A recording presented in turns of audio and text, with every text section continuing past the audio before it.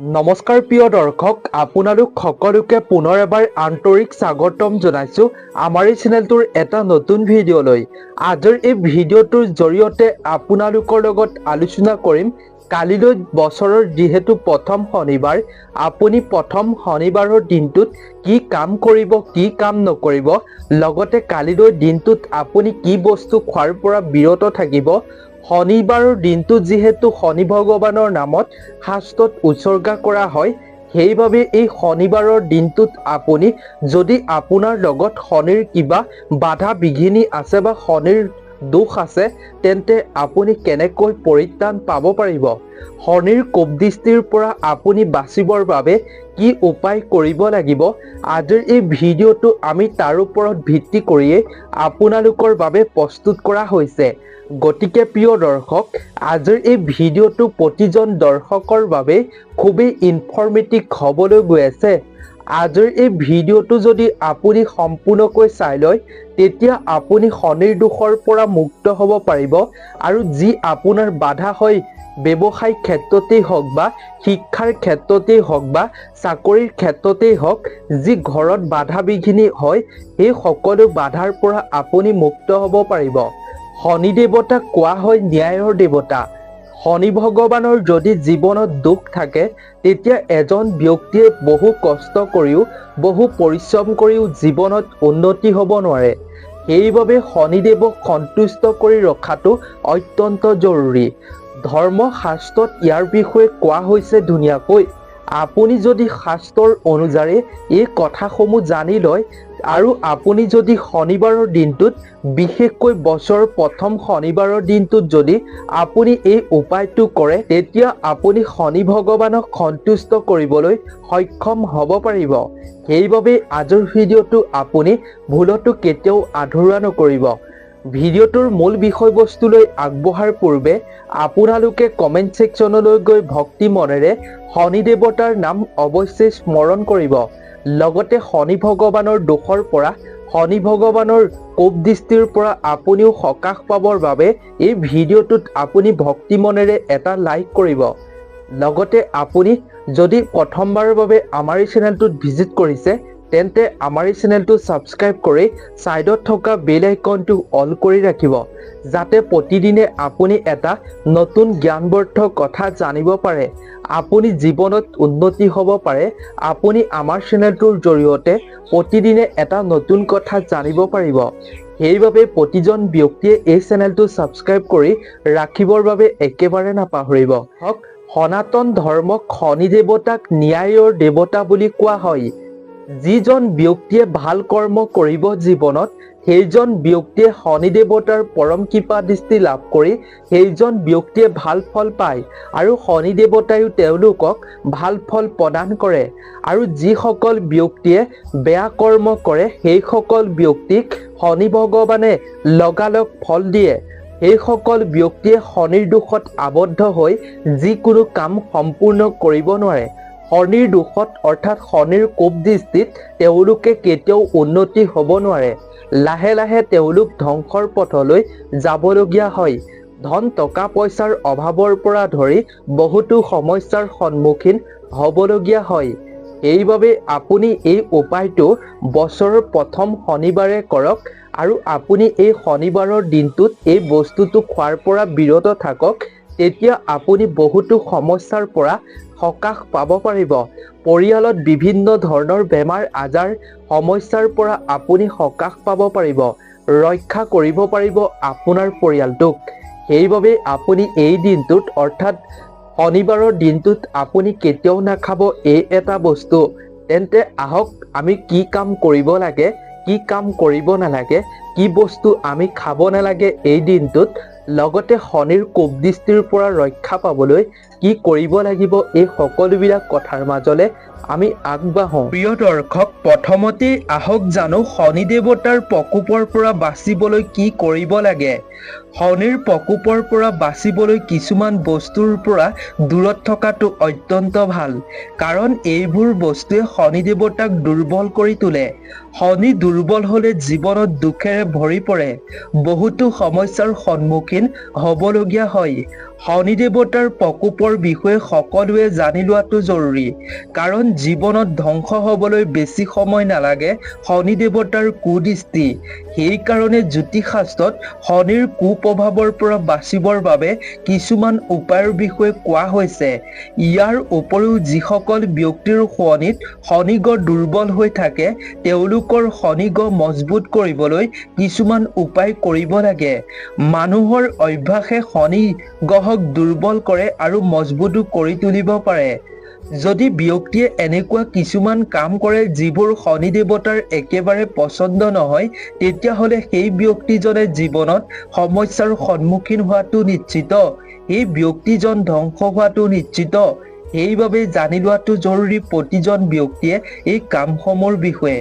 প্ৰিয় দৰ্শক, শনি এনেকুৱা এটা গ্ৰহ যি কৰ্মৰ আধাৰত ফল প্ৰদান কৰে। যি ব্যক্তিয়ে ভাল কৰ্ম কৰে তেওঁক ভাল ফল প্ৰদান কৰে। দুখ কষ্টৰ সমস্যাৰ সন্মুখীন হ'বলৈ নিদিয়ে শনি ভগৱানে তেওঁলোকক।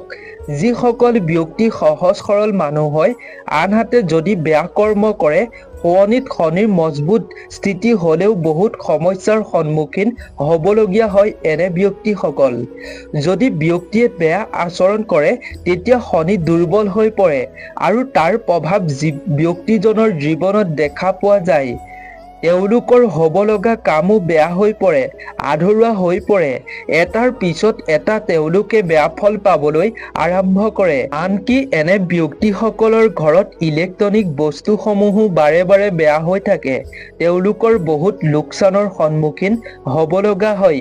মান সন্মান তেওঁলোকৰ ধন হানি হয়। শনিক দুৰ্বল কৰি তোলা 1 নম্বৰ অভ্যাসটো হৈছে নিজকে ডাঙৰ মহিলা আৰু অসহায় ব্যক্তিক কেতিয়াও কোনো অপমান কৰিব নালাগে। আপোনাতকৈ যিসকল ব্যক্তি ডাঙৰ হয়, পুৰুষেই হওক বা মহিলাই হওক, অসহায় দুখীয়া মানুহেই হওক, কেতিয়াও আপুনি অপমান কৰিব নালাগে। শনিত যদি শনি দুৰ্বল হৈ আছে তেতিয়াহ'লে এইসমূহ কামে আপোনাৰ জীৱনটো ধ্বংস কৰি পেলাব। সেইকাৰণে এইসমূহ কাম কেতিয়াও আপুনি নকৰিব। 2 নম্বৰতে হৈছে শনি দুৰ্বল হৈ থাকিলে মাছ মাংস খাব নালাগে আৰু নিচাজাতীয় খাদ্য আপুনি কেতিয়াও খাব নালাগে। নিচাজাতীয় দ্ৰব্য আপুনি গ্ৰহণ কৰিব নালাগে। এই অভ্যাসসমূহে শনিক দুৰ্বল কৰি তোলে, যাৰ ফলত জীৱনলৈ বিভিন্ন ধৰণৰ সমস্যা আহে। সেইবাবে আপুনি এনে বস্তুৰ পৰা দূৰত থাকক। প্ৰিয় দৰ্শক, শনিক দুৰ্বল কৰি তোলা 3 নম্বৰ অভ্যাসটো হৈছে আনৰ ওপৰত মিছা বদনাম দিয়া। ব্যক্তিসকলক শনি দেৱতাই কেতিয়াও ভালে থাকিবলৈ নিদিয়ে। তেওঁলোকৰ কৰ্মফল শনি দেৱতাই অতি শীঘ্ৰে প্ৰদান কৰে। সেইবাবে আপুনি আনৰ কেতিয়াও বদনাম নিদিব। আনক কেতিয়াও মিছা বদনাম আপুনি নিদিব। আনক কেতিয়াও আপুনি হিংসা নকৰিব। তাৰ প্ৰতি বিশেষ লক্ষ্য ৰাখিব। যদি এনে স্বভাৱ আছে তেতিয়াহ'লে আপুনি এই অভ্যাস ত্যাগ কৰাটোৱে ভাল। নহ'লে বিভিন্ন ধৰণৰ জীৱনত আপুনি সমস্যাৰ সন্মুখীন হ'ব লাগিব। 4 নম্বৰতে হৈছে শনি দুৰ্বল হৈ থাকিলে ব্যক্তিসকলৰ অবৈধ সম্পৰ্ক, চোৰ আৰু অপৰাধজনিত কামৰ ফালে আগবঢ়াই দিয়ে। সেইকাৰণে নিজৰ সংগী বা সংগীক ভাল কৰি ৰাখিব লাগে, অৰ্থাৎ ভাল সংগীৰ লগত থাকিব লাগে। নহ'লে বেয়া কামত আপুনি শাস্তি পাবলৈ বেছি দিন আপোনাক নালাগিব, বেছি সময়ৰ আপোনাক প্ৰয়োজন নহ'ব। তাৰ প্ৰতি আপুনি লক্ষ্য ৰাখিব। 5 নম্বৰতে হৈছে শনিবাৰৰ দিনা আপুনি কেতিয়াও নখ চুলি কাটিব নালাগে। এইবোৰ বস্তু যদি আপুনি কাটে তেতিয়া শনিক দুৰ্বল কৰি তোলে। সেইবাবে আপুনি এই শনিবাৰৰ দিনটোত নখ চুলি দাড়ি কেতিয়াও নাকাটিব। এনে কামৰ ফলত শনি দুৰ্বল হৈ পৰিব, যাৰ ফলত আপুনি সমস্যাৰ সন্মুখীন হ'ব লাগিব। প্ৰিয় দৰ্শক, 6 নম্বৰতে হৈছে ভুলতো শনিবাৰৰ দিনটোত আপুনি পশু পক্ষীক নামাৰিব। এনেকুৱা কৰিলে যিসকল ব্যক্তিয়ে কৰে সেইসকল ব্যক্তিক শনি দেৱতাই কেতিয়াও ক্ষমা নকৰে, যাৰ ফলত তেওঁলোকে শনিৰ কোপ দৃষ্টিত ধ্বংস হ'বলৈ আৰম্ভ কৰে। তেওঁলোকে বহু বাধাৰ সন্মুখীন হ'বলগীয়া হয়। প্ৰিয় দৰ্শক, এতিয়া জনোৱা হওক শনিবাৰৰ দিনটোত অৰ্থাৎ বছৰৰ প্ৰথমটো শনিবাৰে আপুনি কি কাম কৰাটো অত্যন্ত ভাল। 1 নম্বৰতে হৈছে সূৰ্য উদয় আগতে আপুনি অস্বস্থ গছক পূজা কৰিলে শনি ভগৱান প্ৰসন্ন হয় বুলি শাস্ত্ৰত কোৱা হৈছে। সেইবাবে আপুনি শনিৰ দোষৰ পৰা মুক্ত হ'বৰ বাবে যদি শনিৰ দোষত আবদ্ধ হৈ আছে তেন্তে আপুনি শনিবাৰৰ দিনটোত অস্বস্থ গছক অৱশ্যেই পূজা কৰিব। 2 নম্বৰতে হৈছে কোৱা হৈছে যে দেওবাৰৰ বাহিৰে একেৰাহে আপুনি 43 দিন শনি দেৱতাৰ মূৰ্তিৰ সন্মুখত তেল নিবেদন কৰিলে তেওঁ আশীৰ্বাদ পোৱা যায় বুলি শাস্ত্ৰত বিশ্বাস কৰা হৈছে। প্ৰিয় দৰ্শক, 3 নম্বৰতে হৈছে শনিবাৰৰ দিনটোত সুন্দৰাকান্ত পাঠ কৰিব লাগে। কোৱা হয় যে সুন্দৰাকান্ত পাঠ কৰিলে বীৰ হনুমানো প্ৰসন্ন হয় আৰু শনিৰ দোষৰ পৰাও মুক্ত পাব পাৰি। মংগল আৰু শনি উভয়কে হনুমান চালিচা পাঠ কৰিলে শুভ ফল পোৱা যায় বুলি শাস্ত্ৰত বিশ্বাস কৰা হৈছে। 5 নম্বৰতে হৈছে শনিবাৰে কেঁচা সূতাৰে অস্বস্থ গছৰ চাৰিওফালে 7 বাৰ প্ৰদক্ষিণ কৰিব লাগে। এই সময়ত আপুনি শনি দেৱতাৰ মন্ত্ৰ জপ কৰিলে শনি দেৱতা সুখী হয়। ওম শনি দেৱতায়ে নমঃ, এইদৰে আপুনি শনি দেৱতাৰ মন্ত্ৰ জপ কৰিব পাৰে। 6 নম্বৰতে হৈছে শনিবাৰে আপুনি উপবাস কৰি দান দিয়াটো অত্যন্ত ভাল। তেনে কৰিলে শনি দেৱতা প্ৰসন্ন হ'ব। কোৱা হৈছে যে ক'লা গৰু আৰু কাউৰীক আপুনি কিবা এটা খুৱাব পাৰিলে শনি ভগৱান আপোনাৰ ওপৰত প্ৰসন্ন হৈ যি আপোনাৰ শনিৰ দোষ আছে সেই দোষৰ পৰা আপুনি মুক্ত হ'ব পাৰিব। 7 নম্বৰতে হৈছে সূৰ্য অস্তৰ সময়ত অস্বস্থ গছৰ তলত আপুনি এগছি চাকি অৱশ্যেই জ্বলাব আৰু ভগৱান শনি দেৱতাৰ কৃপা পাবলৈ আপুনি এই কাম কৰাটো খুবেই জৰুৰী। বছৰৰ প্ৰথম শনিবাৰৰ দিনটোত অস্বস্থ গছত পানী আগবঢ়োৱাৰ পিছত ভগৱান শনি দেৱতাক আপুনি প্ৰাৰ্থনা কৰিব। তেনে কৰিলে ভগৱান শনি দেৱতা প্ৰসন্ন হৈ আপোনাৰ জীৱনত থকা সকলো বাধা দূৰ কৰিব। প্ৰিয় দৰ্শক, 8 নম্বৰতে হৈছে কোৱা হৈছে যে শনিবাৰে আপুনি এটা লোহাৰৰ পাত্ৰত সৰিয়হৰ তেল ভৰাই নিজৰ মুখখন চোৱাটো অত্যন্ত জৰুৰী। চোৱাৰ পাছত আপুনি সেই পাত্ৰটো দুখীয়া মানুহক দান কৰি দিব লাগে। এই কাম কৰিলে শনি ভগৱান সন্তুষ্ট হয় বুলি শাস্ত্ৰত কোৱা হৈছে। প্ৰিয় দৰ্শক, জ্যোতিষশাস্ত্ৰৰ মতে 7মুখী ৰুদ্ৰাক্ষই শনি গ্ৰহক প্ৰতিনিধিত্ব কৰে। এই ৰুদ্ৰাক্ষ পিন্ধিলে শনি মহাৰাজ প্ৰসন্ন হয়। মঙলবাৰে ইয়াক পিন্ধিলে শনিৰ কুপ্ৰভাৱৰ পৰা মুক্ত হ'ব পাৰি। মঙলবাৰ বা শনিবাৰে গংগা পানীৰে ধুই এই ৰুদ্ৰাক্ষ পিন্ধিলে শনি দেৱতাৰ দোষৰ পৰা মুক্ত পাব পাৰি বুলি শাস্ত্ৰত বিশ্বাস কৰা হৈছে। ইয়াৰ উপৰিও শনিবাৰৰ দিনটোত দুখীয়া অসহায় ব্যক্তিক আপুনি যিকোনো বস্তু দান কৰাটো খুবেই মংগল। ক'লা ছাতি, ক'লা কম্বল দান কৰাটো খুবেই ভাল। ক'লা তিল, জোতা, চেণ্ডেল ইত্যাদি দুখীয়া লোকক দান কৰিব পাৰিলে শুভ ফল পাব পাৰিব।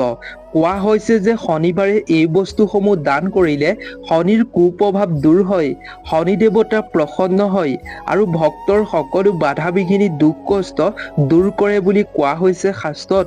সেইবাবে আপুনি এনে কাম কৰিবলৈ চেষ্টা কৰিব বছৰৰ প্ৰথমটো শনিবাৰে। গোটেই বছৰটোত আপুনি ভাল ফল পাবলৈ সক্ষম হ'ব পাৰিব। ঋণৰ সমস্যাৰ পৰা আপুনি মুক্ত হ'বৰ বাবে দান বৰঙণি কৰাটো খুবেই জৰুৰী। দান বৰঙণি কৰিলে আপুনি ঋণৰ পৰা সকাহ পাবলৈ সক্ষম হ'ব পাৰিব। প্ৰিয় দৰ্শক, কেৱল ইমানেই নহয়, শনিবাৰৰ দিনটোত আপুনি ভুলতো কেতিয়াও ক্ৰয় নকৰিব এনে বস্তু। 1 নম্বৰতে হৈছে লোহা, 2 নম্বৰতে হৈছে তেল, 3 নম্বৰতে হৈছে নিমখ আৰু 4 নম্বৰতে হৈছে কেঁচি, 5 নম্বৰতে হৈছে ঝাৰু, 6 নম্বৰতে হৈছে চিয়াহী, 7 নম্বৰতে হৈছে ক'লা জোতা বা ক'লা কাপোৰ, 8 নম্বৰতে হৈছে ক'লা তিল, 9 নম্বৰতে হৈছে বাঁহ বেত, 12 নম্বৰতে হৈছে মাছ মাংস বা সুৰা। আপুনি এই দিনটোত ভুলতো কেতিয়াও মাছ মাংস সেৱন নকৰিব। আপুনি সুৰা সেৱন নকৰিব। এনে বস্তু সেৱন কৰিলে শনি ভগৱান অসন্তুষ্ট হ'ব। এনে কৰাৰ ফলত শনিৰ প্ৰকোপত আপোনাৰ সকলো নষ্ট হৈ পৰিব। বাধাৰ সন্মুখীন আপুনি বাৰে বাৰে হ'ব লাগিব। ইয়াৰ উপৰিও আপুনি শনিবাৰৰ দিনটোত ভুলতো নাখাব এইকেইটা বস্তু। 1 নম্বৰতে হৈছে মচুৰ দাইল, 2 নম্বৰতে হৈছে ৰঙা জলকীয়া, 3 নম্বৰতে হৈছে গাখীৰ আৰু 4 নম্বৰতে হৈছে মাদক দ্ৰব্য অৰ্থাৎ নিচাযুক্ত বস্তু সেৱন নকৰিব। প্ৰিয় দৰ্শক, আশা কৰো আজিৰ এই ভিডিঅ'টোৰ পৰা আপুনি কিবা এটা নজনা কথা অৱশ্যেই জানিব পাৰিলে। শনিবাৰৰ দিনটোত আপুনি এইকেইটা কাম কৰাৰ পৰা দূৰত থাকক। লগতে আজিৰ এই ভিডিঅ'টোত যিকেইটা উপায়ৰ বিষয়ে কোৱা হৈছে অৰ্থাৎ যিকেইটা কামৰ বিষয়ে কোৱা হৈছে এইকেইটা কাম আপুনি বছৰৰ প্ৰথমটো শনিবাৰে কৰক। গোটেই বছৰটোত আপুনি সুফল পাব পাৰিব। শনিৰ দোষৰ পৰা আপুনি মুক্ত হ'ব পাৰিব। শনিৰ বাধা বিঘিনি আছে যদি, দোষ আছে যদি আপোনাৰ দূৰ হৈ পৰিব। ব্যৱসায়ত আপুনি ভাল ফল পাব। শিক্ষাৰ ক্ষেত্ৰত আপুনি ভাল ফল পাবলৈ সক্ষম হ'ব পাৰিব। জীৱনৰ পৰা বিভিন্ন ধৰণৰ সমস্যা দূৰ হৈ পৰিব। আপুনি শনিবাৰৰ দিনটোত এইকেইটা কাম অৱশ্যেই কৰিব। আজিৰ এই ভিডিঅ'টোৰ জৰিয়তে আমি যিকেইটা বস্তু শনিবাৰে খোৱাৰ পৰা বিৰত থাকিবলৈ কোৱা হৈছে এইকেইটা বস্তু আপুনি কেতিয়াও শনিবাৰৰ দিনটোত নাখাব। বিশেষকৈ বছৰৰ প্ৰথমটো শনিবাৰে যদি আপুনি এনে বস্তু খায় তেতিয়া গোটেই বছৰটোৰ বাবে ৰোগ ব্যাধিত আপুনি ভুগিব লাগিব। সেইবাবে আপুনি তাৰ প্ৰতি বিশেষ লক্ষ্য ৰাখিব। আপোনাৰ আত্মীয়স্বজন পৰিয়ালৰ বন্ধুবৰ্গৰ লগতো আজিৰ এই ভিডিঅ'টো শ্বেয়াৰ কৰিব যাতে তেওঁলোকেও এই বছৰৰ প্ৰথমটো শনিবাৰৰ দিনটোত এইকেইটা কাম বা উপায় কৰিব পাৰে। লগতে এই বস্তু খোৱাৰ পৰা এই দিনটোত বিৰত থাকিব পাৰে। শনি ভগৱানক সন্তুষ্ট কৰিব পাৰে এনে কাম কৰি। সেইবাবে সকলোৰে লগত যিমান পাৰে আজিৰ এই ভিডিঅ'টো শ্বেয়াৰ কৰি দিব। গতিকে প্ৰিয় দৰ্শক, আজিৰ এই ভিডিঅ'টো ইমানেই আছিল। নতুন এটা ইনফৰ্মেটিভ ভিডিঅ' প্ৰস্তুত কৰি পুনৰ এবাৰ আপোনালোক সকলোকে লগ পাম। আপোনালোক সকলো ভালে থাকক, সুস্থ থাকক তাৰেই আমিও কামনা কৰিলোঁ। আজিৰ এই ভিডিঅ'টোৰ পৰা বিদায় লৈছোঁ। ধন্যবাদ।